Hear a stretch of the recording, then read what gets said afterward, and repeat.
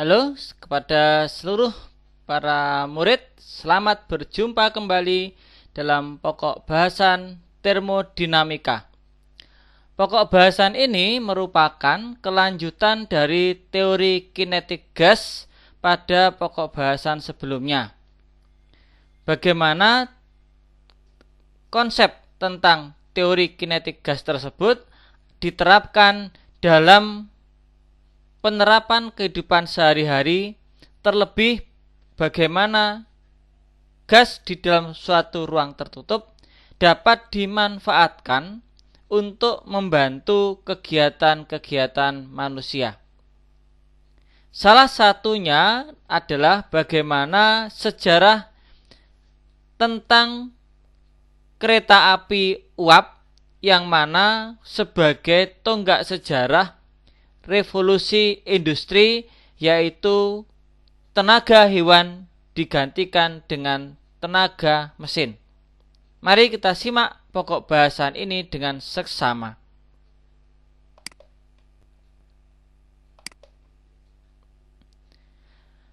Pada pokok bahasan teori kinetik gas ideal, Anda telah mengenal tentang grafik PV, tekanan terhadap volume.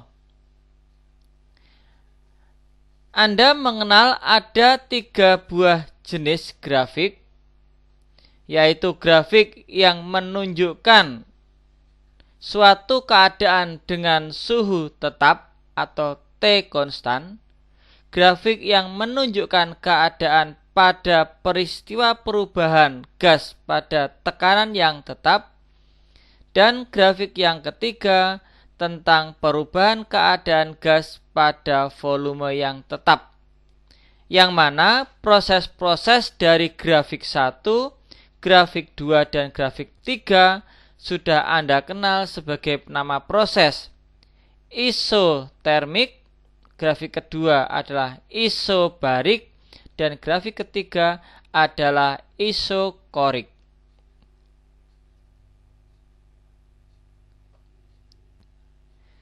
Selain Anda mengenal tentang ketiga proses itu, Anda pun juga sudah memahami tentang bagaimana perubahan energi dalam gas ideal tersebut. Perubahan energi dalam gas atau sebagai delta U diturunkan dari persamaan energi dalam U, yaitu 3/2 NKT. 3/2 NKT bisa juga kita tuliskan sebagai 3/2 nRT.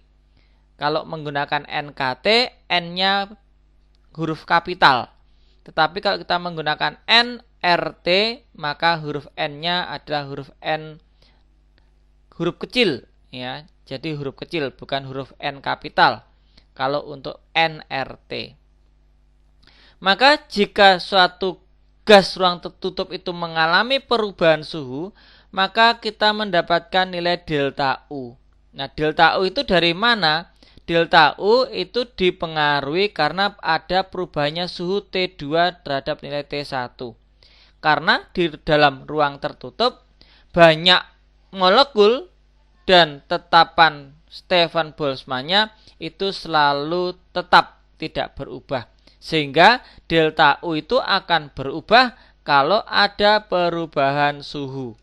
Jadi jika suhu ruang gas itu berubah, artinya ada perubahan energi dalam gas tersebut. Maka delta U bisa kita tuliskan dalam bentuk persamaan 3/2 NK delta T, atau bisa juga 3/2 NR delta T. Dengan kondisi ini, dua persamaan ini akan berdampak pada tanda delta U, bahwa delta U itu akan positif jika suhu gasnya itu naik, artinya suhu akhir lebih besar daripada suhu awal. Suhu akhir lebih besar dari suhu awal, maka delta U akan bertanda positif atau suhu gasnya naik, dan bertanda negatif jika suhu gasnya turun. Selain konsep tentang energi dalam gas, Anda pun juga di semester 1 mengenal konsep tentang kalor, bahwa nilai kalor dinyatakan dalam persamaan Q kali atau Q sama dengan C kali delta T. Dengan konsep kalor yang sudah Anda kuasai, nilai C besar adalah kapasitas kalor dan delta T merupakan besar suhu transfer kalor yang terjadi pada sistem gas. Selain itu, Anda pun juga telah mendapatkan konsep pada suatu zat, delta G atau kalornya akan bertanda positif jika gas itu menerima kalor. Sedangkan jika gas melepas kalor, maka delta G-nya adalah negatif. Konsep tentang gas menerima dan atau gas melepas beserta dengan tandanya itu sudah Anda pelajari pada pokok bahasan suhu dan kalor di semester 1.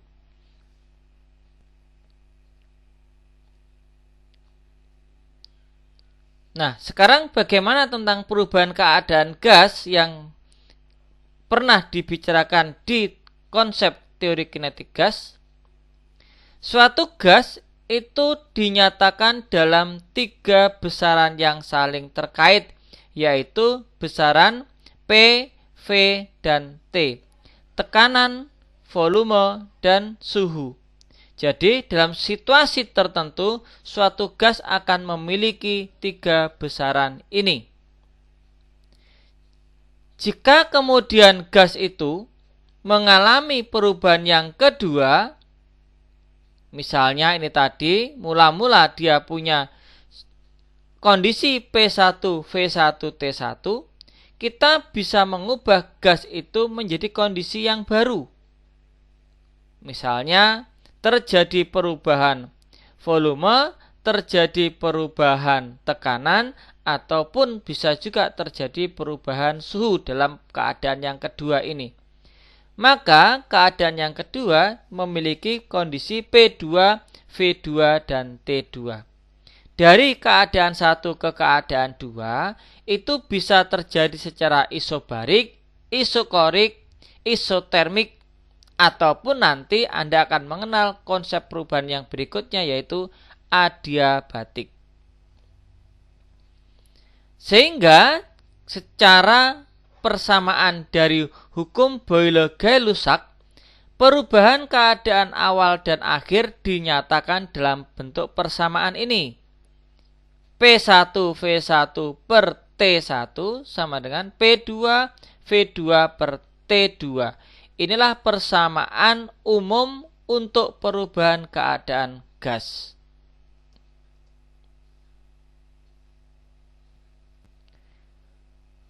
Suatu gas dalam kondisi keadaan tertentu maka dia memiliki kondisi tekanan, volume, dan suhu tertentu yang mana sesuai dengan konsep teori kinetik gas. Misalnya di sini ada suatu gas dalam ruang tertutup dengan tutupnya berupa piston. Bagian ini dapat bergerak dengan bebas. Jika kemudian pada bagian atasnya itu kita berikan beban, maka dampaknya gas itu akan menerima tekanan sebesar massa gaya yang diberikan tersebut terhadap luas bidang ini. Maka yang terjadi adalah gas itu akan mengalami perubahan volume. Anggap kondisi yang sedang Anda amati ini sebagai keadaan awalnya. Maka memiliki keadaan P1, V1, dan T1. Besar tekanannya adalah tekanan gaya beban terhadap luas penampang, itulah nilai tekanan yang dialami oleh gas tersebut. Dengan ruang volume yang ditunjukkan sebagai berikut dan dengan suhu keadaannya pada kondisi tertentu itu. Jika gas itu kemudian kita panaskan, maka yang terjadi adalah gas ini akan mengalami perubahan suhu akibat pemanasan, tetapi dengan tekanan yang tetap. karena beban yang ada di atas piston tidak kita ubah. Artinya perubahan terjadi secara isobarik. Kenapa? Karena perubahan ini terjadi pada tekanan beban yang sama. Artinya tekanan gas bernilai konstan. Maka tekanan yang dihasilkan akan mengakibatkan beban bergerak ke atas karena adanya gaya yang bekerja pada luas penampang ini akibat adanya tekanan konstan dari sistem gas tersebut. Maka beban ini dipindahkan oleh gaya F sejauh nilainya S.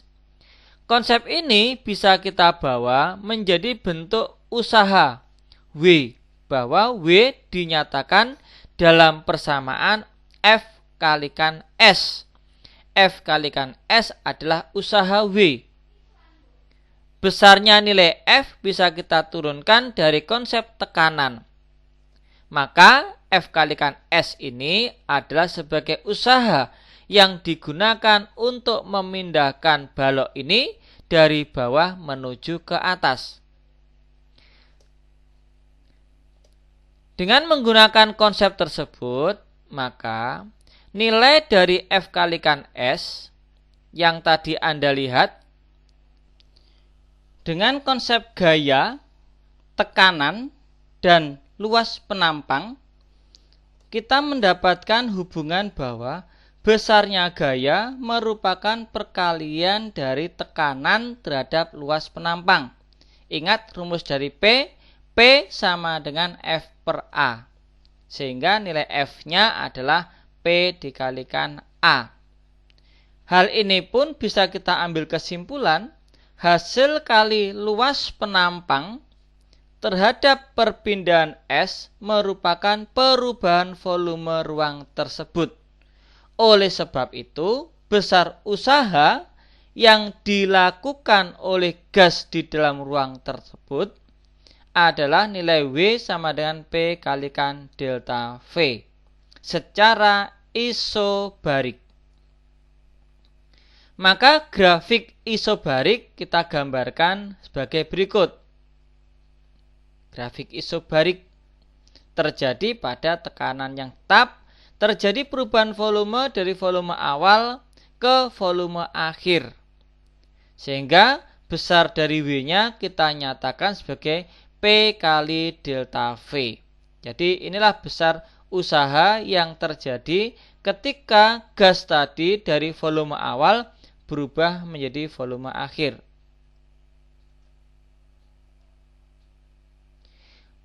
Dari grafik ini pun kita bisa melihat bahwa nilai usaha merupakan luas daerah kurva yang berada di bawah garis isobarik. Jadi yang luas yang berada di bawah garis perubahan keadaan itulah yang menjadi besar suatu usaha. Dengan ketentuan, usaha itu akan bertanda positif ketika terjadi perubahan gas dari arah kiri menuju arah kanan. Bisa lurus dari kiri ke kanan lurus seperti ini, atau juga bisa condong dari kiri naik ke kanan atas, ataupun bisa juga dari kiri turun ke kanan bawah. Prinsipnya harus ada komponen arah ke kanan, itu ada W positif. Untuk komponen yang arah ke kiri, maka nilai W bertanda negatif. Contoh peristiwa ini. Suatu gas ideal di dalam ruang tertutup dengan tekanan 6 kali 10 pangkat 5. Jadi punya tekanan 6 kali 10 pangkat 5. Pengalinya ada di atas. Jadi kalau membaca grafik harus hati-hati. Apakah memang hanya menunjukkan simbol saja dengan satuan atau ada faktor pengkalinya. Gas ini kemudian dipanaskan sehingga terjadi perubahan dari 200 cm kubik menjadi 500 cm kubik secara isobarik. Maka nilai usahanya bisa kita hitung sebagai berikut. Inilah besar usahanya. Pendekatannya kita bisa menggunakan konsep luas. Kalau kita menggunakan luas, maka luasnya berbentuk persegi panjang dengan tinggi 6 kali 10 pangkat 5 dan lebarnya adalah 5 dikurangi 2 sebesar 3, 3 kalikan 100, 300 cm kubik. Cm kubik harus diubah ke satuan meter kubik. Maka besar usahanya adalah 240 Joule. Itu metode pendekatan menggunakan luas. Ada metode lain, kenapa? Karena ini adalah proses isobarik. Proses isobarik, nilai W bisa kita gunakan rumus ini. W sama dengan P kali delta V. Dengan mengubah satuannya dalam satuan SI, nilai yang dihasilkan pun bernilai W adalah 240 Joule.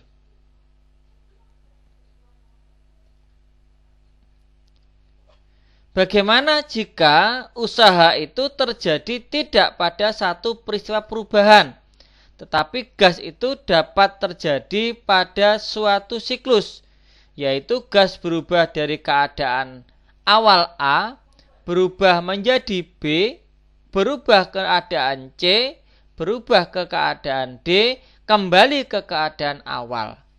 Maka perubahan keadaan yang berupa rangkaian proses untuk kembali ke keadaan semula, itulah yang disebut dengan nama siklus. Jadi keadaan awal boleh dimulai dari A berakhir di A. Atau jika mulainya dari D berakhir dari D. Berarti kalau dari D ya D ke A ke B, B ke C, C ke D. Jadi ada satu siklus dalam hal ini. Maka untuk mendapatkan siklus tersebut, luas daerah merupakan besarnya usaha yang ada pada siklus itu. Luas daerah siklus kita tentukan yang bertanda positif itu jika siklusnya itu gerakannya melalui arah putaran jarum jam. Nah, ini meskipun bentuknya seperti ini, tapi kita bisa mengatakan bahwa ini punya putaran searah jarum jam. Maka siklus ini memiliki usaha bertanda positif. Jadi ini kan seperti arah putaran jarum jam, meskipun bukan berbentuk lingkaran. Tapi kita bisa melihat bahwa konsepnya berputar mengikuti arah putaran jarum jam. Maka siklus ini memiliki W bertanda positif kalau nanti kita menghitung luasnya. Misalnya didapatkan contoh berikut. Ini adalah sebuah siklus. Kenapa? Karena dari titik manapun kita mengambil, maka akan kembali ke titik di mana kita memulainya. Maka ini adalah siklus. Pada pertanyaan ini, tanyakan hitung usaha pada AB. Jika hanya pada AB, maka yang ditanyakan hanya satu perubahan keadaannya saja, bukan siklusnya. Kalau siklus, maka yang dimaksud dengan hitung usaha pada siklus adalah dari A ke B, B ke C, dan C ke A. Itulah yang dimaksud pada siklus. Bagaimana untuk menghitung usaha pada A dan B? Usaha dari A dan B itu merupakan usaha yang luas daerah di bawah garis AB berbentuk trapesium. Maka dengan menggunakan konsep luas, perubahan dari A ke B adalah luas daerah trapesium memiliki arah ke kanan, yaitu dari mana? Dari arah kiri ke kanan atas. Maka memiliki nilai usaha bertanda positif. Kita tinggal menggunakan persamaan menghitung luas trapesium, menggunakan sisi sejajar kita jumlahkan, dibagi 2 dikalikan dengan tinggi dari trapesium itu. Maka kita dapatkan nilai W-nya ada 300 Joule. Itu adalah usaha untuk proses AB. Sedangkan untuk usaha pada siklus, yaitu dari A ke B, B ke C, dan C ke A, secara keseluruhan berupa luas daerah berbentuk segitiga untuk siklusnya. Maka kita menghitung usaha siklus sebagai luas segitiga dengan arah putarannya A ke B, B ke C, C ke A itu melawan putaran jarum jam, maka dia adalah siklus negatif. Dengan menggunakan persamaan segitiga, kita bisa menghitung luasnya sebesar 180 Joule, tetapi dia bertanda negatif. Jadi perhatikan di sini bagaimana menghitung luas segitiga dan menentukan tandanya. Tandanya adalah negatif karena dalam hal ini berupa siklus melawan putaran jarum jam putarannya. Dari C ke A, A ke B, B ke C itu pun tetap melawan putaran jarum jam.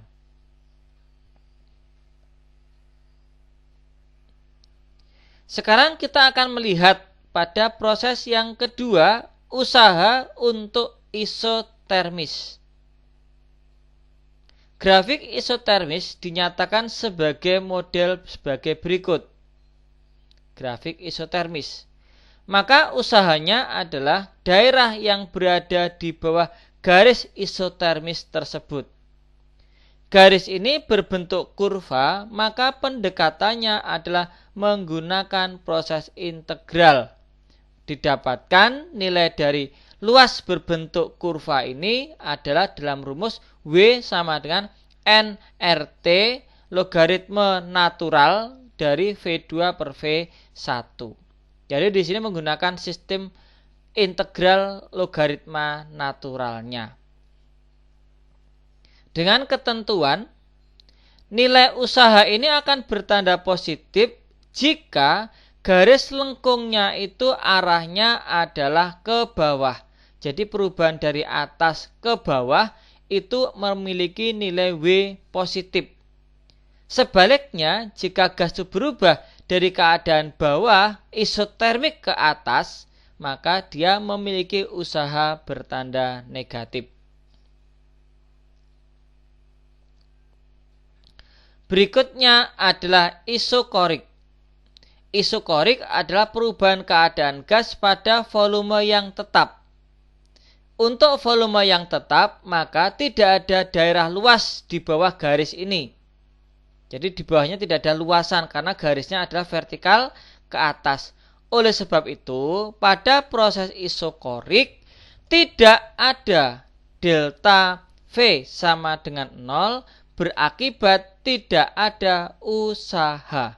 Jadi karena delta V-nya sama dengan 0, maka usahanya pun juga sama dengan 0. Kenapa? Karena pada garis vertikal ini tidak ada luas daerah dari suatu kurva.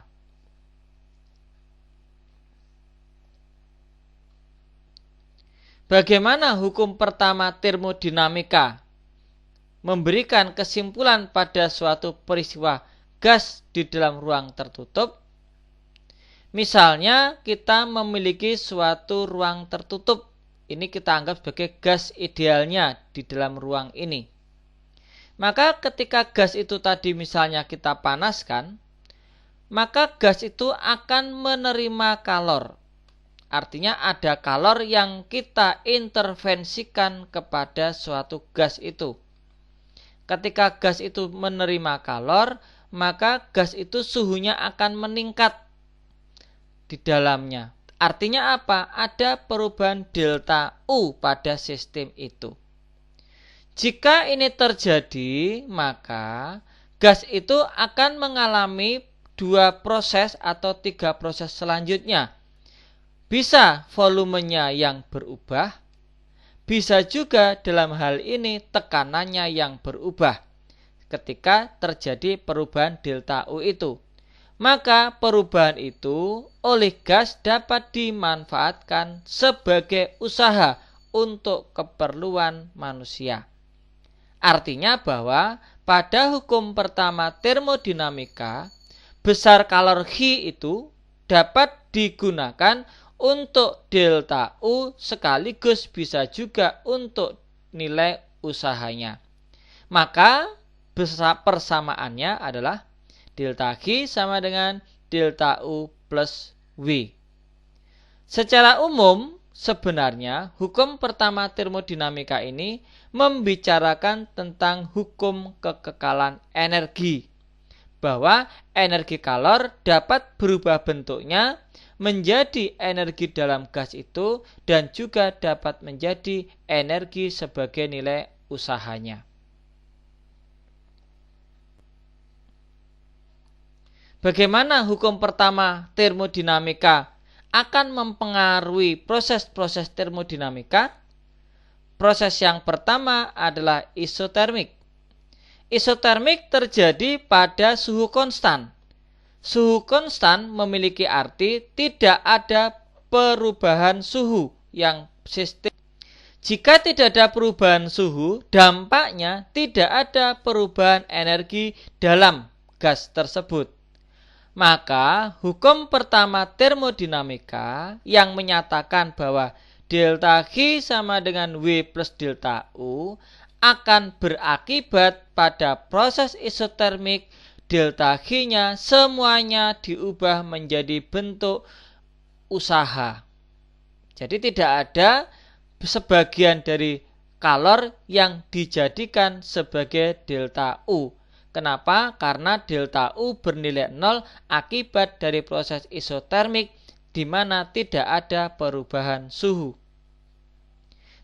Oleh sebab itu, besar nilai usaha yang berada di bawah kurva dari isotermik dinyatakan dalam bentuk W sama dengan nRT logaritma natural dari V2 per V1.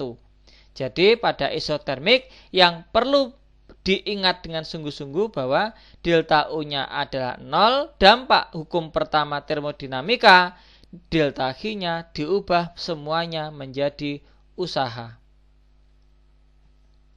Proses berikutnya adalah isokorik. Isokorik terjadi pada volume konstan. Dampaknya tidak ada perubahan volume atau perubahan volumenya sama dengan 0. Menurut hukum pada boiler pada slide awal, ketika delta V 0, maka berdampak nilai W-nya sama dengan 0 pada isokorik. Oleh sebab itu, hukum pertama termodinamika akan berdampak bahwa delta G sama dengan W plus delta U. Karena W-nya 0, maka hukum pertama termodinamika untuk isokorik didapatkan seluruh kalornya akan berubah menjadi energi dalam gas tersebut. Dengan besaran bahwa nilai CV kali delta T karena terjadi pada isokorik, maka C-nya adalah CV tetap. Kita sebut sebagai CV, kapasitas kalornya. Maka kapasitas kalor pada isokorik adalah 3/2 NR. Ini adalah kapasitas kalor proses isokorik karena V-nya adalah tetap.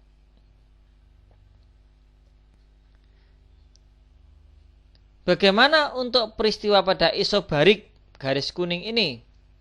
Pada proses isobarik, kalau Anda amati di sini, terjadi perubahan suhu dari suhu warna merah ke suhu warna hijau.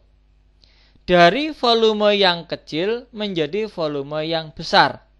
Artinya pada isobarik ada perubahan volume sekaligus juga ada perubahan suhu. Maka perubahan volume mengakibatkan adanya usaha, perubahan suhu juga mengakibatkan adanya energi dalam. Maka hukum pertama pada isobarik dinyatakan sebagai delta G sama dengan delta U ditambah dengan W. Maka nanti kita bisa mendapatkan hubungannya adalah delta U-nya dalam 3/2 NR delta T, sedangkan untuk PV-nya bisa kita gunakan persamaan NR delta T, persamaan umum gas yang diubah ke bentuk NR delta T. Maka nilai CP-nya bisa kita temukan di sini, CP-nya 5/2 NR. CP adalah kapasitas kalor pada proses isobarik tekanan tetap. Proses selanjutnya sebagai hal yang baru adalah proses adiabatik. Apakah proses adiabatik itu? Proses adiabatik adalah proses di mana perubahan keadaan gas tanpa melibatkan perubahan kalor. Jadi perubahan kalor dinyatakan sebagai nilainya adalah 0. Dampaknya pada hukum pertama termodinamika mendapatkan nilai W-nya usaha itu sama dengan negatif delta U, atau jika kita balik maka mendapatkan delta U sama dengan negatif dari W. Berikut grafik grafik adiabatik. Jadi grafik adiabatik itu grafik yang memotong garis isotermik atas dan isotermik bawah. Garisnya berbentuk kurva melengkung, ya, kurva melengkung. Maka itu adalah garis adiabatik. Maka besar usaha pada proses itu berupa kurva melengkung ini, yang nilainya adalah negatif 3/2 NR delta T. Delta T-nya apa? Delta T dari suhu akhir dikurangi suhu awal. Kalau di sini suhu akhirnya T2, suhu awalnya T1 dalam gambar ini. Tapi kalau nanti garisnya itu dibalik ke atas, ya suhu awalnya yang T1, suhu akhirnya yang T2. Jadi ini ada yang bawah ini anggap yang T2-nya boleh, yang atas T1 atau sebaliknya. Sedangkan jika persamaan itu kemudian dielaborasi, kita juga bisa mendapatkan nilai dari tetapan Laplace, yaitu dari kalor jenis pada proses isobarik dibagi dengan kalor jenis pada proses isokorik. Maka hubungan antara tekanan terhadap volume dalam persamaan yang atas, sedangkan hubungan antara suhu dengan volume kita gunakan persamaan yang bawah. Maka nilai usahanya pun juga bisa kita turunkan menggunakan persamaan menggunakan tetapan Laplace. Jadi usaha bisa Anda dekati menggunakan dua persamaan, bisa menggunakan persamaan yang warna kuning ataupun persamaan yang warna putih. Dari keempat proses tadi, isobarik, isokorik, isotermik, dan adiabatik, maka kita bisa membuat tabel penerapan hukum pertama termodinamika itu. Kita rangkum dalam tabel berikut ini. Yang pertama, proses isobarik pada tekanan tetap, maka terjadi kalor, terjadi usaha, dan juga terjadi perubahan energi dalam. Maka hukum pertama merupakan pernyataan yang lengkap. Delta G-nya sama dengan W plus delta U. Dengan ketentuan nilai usahanya karena isobarik kita bisa menggunakan persamaan W adalah P kali delta V, dan delta U-nya menggunakan persamaan 3/2 NR delta T atau 3/2 P kali delta V. Berikutnya pada isokorik, volumenya tetap, dampaknya tidak ada perubahan volume. Tidak ada perubahan volume berdampak pada nilai usahanya sama dengan 0. Sehingga hukum pertamanya menjadi delta G sama dengan delta U. Dengan masing-masing kita bisa menentukan persamaan pada delta U sama seperti persamaan yang di isobarik. Peristiwa yang ketiga, isotermik, terjadi pada suhu yang tetap. Artinya tidak ada perubahan suhu, delta T-nya 0. Maka jika delta T sama dengan 0, maka tidak terjadi perubahan energi dalam. Hukum pertama menjadi delta G sama dengan W. Dan yang terakhir adalah adiabatik. Pada proses adiabatik tidak ada besaran yang bernilai konstan, tetapi besarnya kalor sama dengan 0. maka hukum pertama menjadi delta G sama dengan negatif W, atau jika kita balik nilai W sama dengan negatif delta G.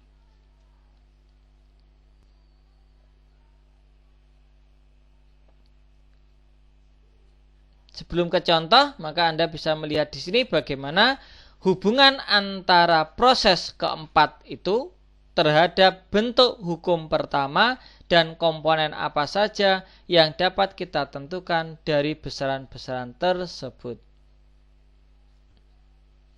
Sebagai contohnya adalah sejumlah gas di ruang tertutup melepaskan kalor.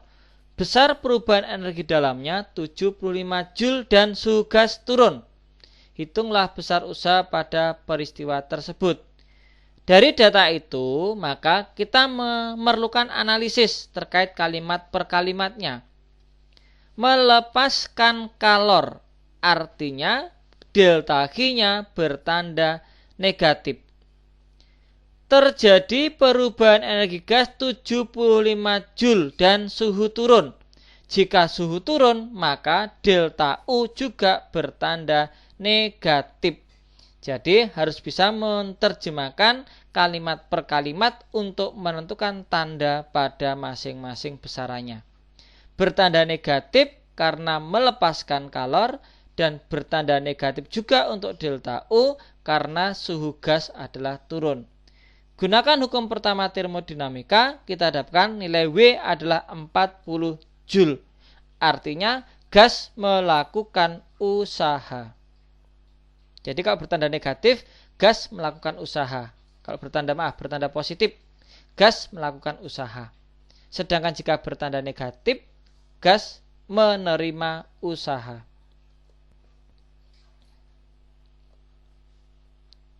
Contoh yang keempat.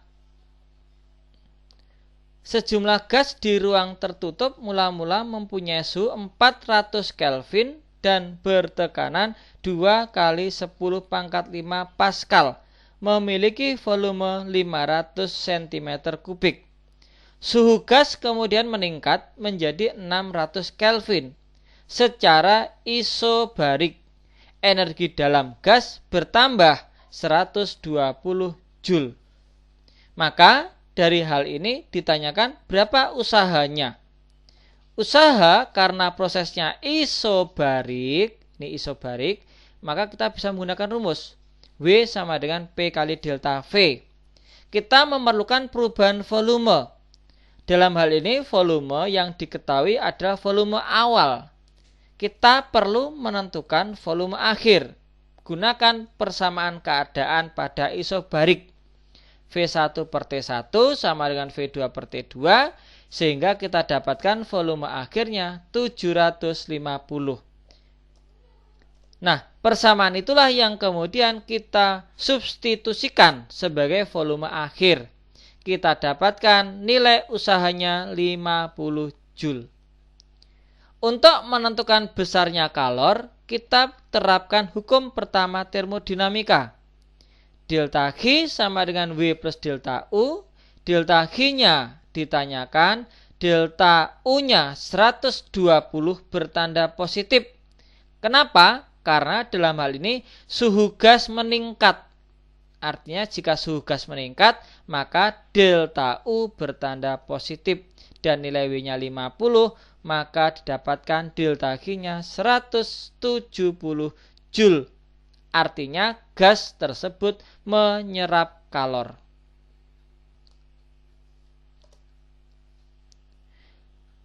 Dengan demikian, grafik hubungan pada besaran hukum pertama termodinamika, yaitu W, delta G, dan delta U, jika kita gambarkan dalam peristiwa ini, kita nanti bisa melihat bahwa usaha itu akan dipengaruhi oleh lintasan. Delta G juga dipengaruhi oleh lintasan.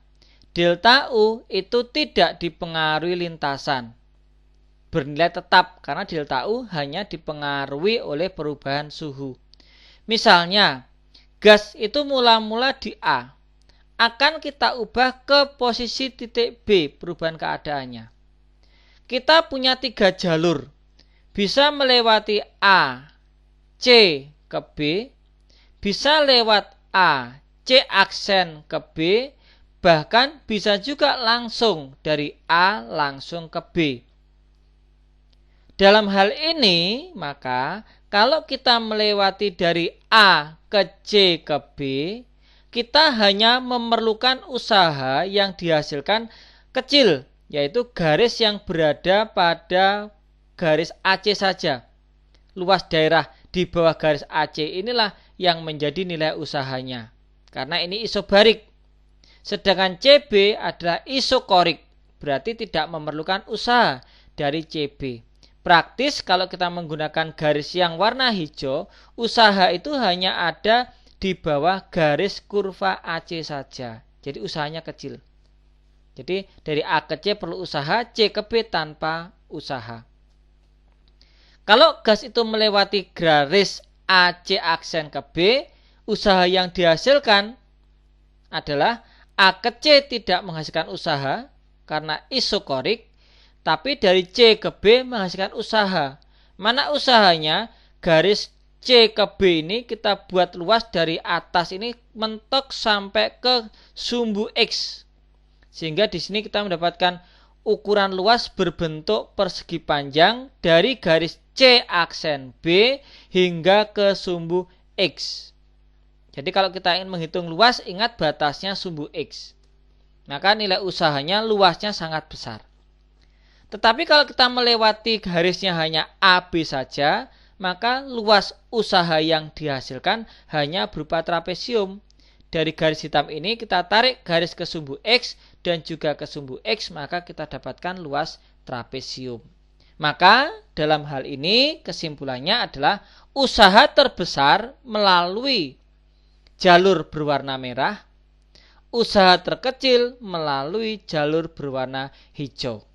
Seandainya nanti ini arah perubahannya itu berbeda, maka konsep menilai mana yang terbesar usahanya dan mana yang terkecil usahanya pun juga akan berbeda. Jadi yang harus dilihat adalah bagaimana konsep dari bahwa nilai usaha dipengaruhi oleh lintasan. Jadi lintasan hijau dengan lintasan merah dengan lintasan hitam itu nilai usahanya berbeda. Dampaknya delta H-nya juga berbeda. Tapi kalau untuk delta U bernilai tetap. Kenapa? Karena dari A ke C toh juga akan berakhir di titik B. Dari A ke C aksen juga akan berakhir di B. Dari A langsung ke B juga akan berakhir di B.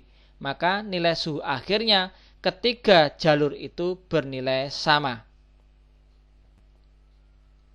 Nah, ini sebagai contoh. Kalau ada perubahan dari A ke B, tetapi prosesnya adalah lewat ACB dan lewat dari AB. Kita diminta menghitung kalor yang menyertai itu. Kalau lewat ACB, kita menghitung ada dua usaha, yaitu usaha AC dan usaha CB. Usaha AC-nya adalah proses isobarik, nilainya 100 Joule. Usaha CB isokorik, nilai W-nya adalah 0. Maka dengan menggunakan pernyataan terjadi perubahan energi dalam 120 Joule. Artinya apa? Perubahan energi dalam ini terjadi bertanda positif. Kesimpulan bertanda positif karena jika pada titik A kita buat garis melengkung, titik C kita buat garis melengkung, maka posisinya adalah pada garis lengkung isotermik C itu suhunya lebih tinggi dibandingkan A. Maka terjadi perubahan kenaikan suhu, maka delta U-nya positif. Gunakan hukum pertama termodinamika untuk delta H dari ACB, maka W-nya ada dua, WAC dan WCB. Ditambah dengan delta U, maka delta H-nya pada proses untuk perubahan A ke C ke B adalah 220 Joule. Sedangkan untuk A ke B hanya ada satu proses. Luas daerahnya berbentuk trapesium. Besarnya luas itu adalah 250 Joule. Maka untuk perubahan kalor dari A ke B hanya ada satu peristiwa, yaitu WAB ditambah delta U, maka besar kalor yang diterima untuk perubahan keadaan A ke B adalah 370 Joule. Dengan demikian bahwa pada hukum pertama termodinamika dapat diambil kesimpulan nilai usaha tergantung lintasan, jumlah kalor tergantung lintasan, sedangkan delta U hanya ditentukan oleh keadaan awal dan keadaan akhir yang nilainya selalu tetap. Demikian anak-anak untuk persamaan serta penjelasan terkait proses hukum pertama termodinamika. Sampai jumpa pada pokok bahasan selanjutnya.